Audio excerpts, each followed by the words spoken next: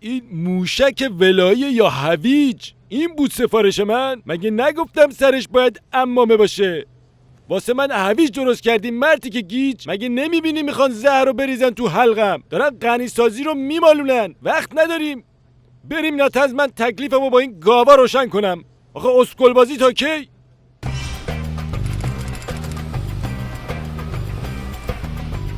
اوه سلام عظما. چطوری فخری؟ قربان دیزی هسته رو برگذاشتیم، گوشتشو تفت دادیم، آب گوشت اورانیوم به زودی آماده میشه.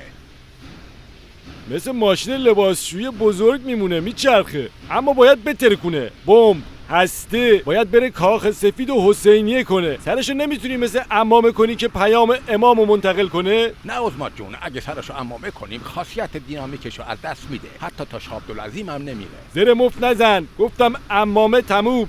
عظما من متوجه نمیشم، آخه عمامه رو چجوری به چپونیم اونجا؟ این سانت فروژه نه آخوند. ببین مرتی که چنبلغوزی، یه بار بیشتر تکرار نمی کنم. اینو تو کله مکعبیت فرو کن. این بمب باید ولایت مالی بشه. عمامه یادگار امامه. حالا عمامه سرش میذاری یا بخورمت خام خام؟ بله قربان البته. طیب بلا.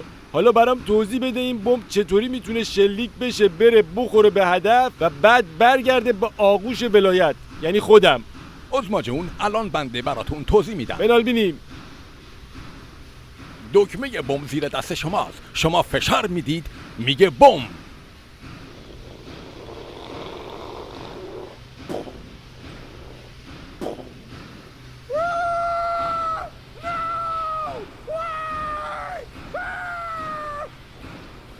منفجر میشه.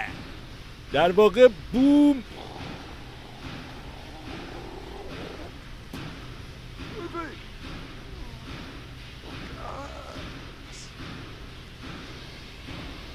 عظما باور کنید من نگران وضعیت روی شما هستم. این ادعا چیه در میاری؟ شما باید خودتون رو به دکتر نشون بدید. اوکی، تو برو همون عمامه رو بذار رو بمب، بقیهش با من.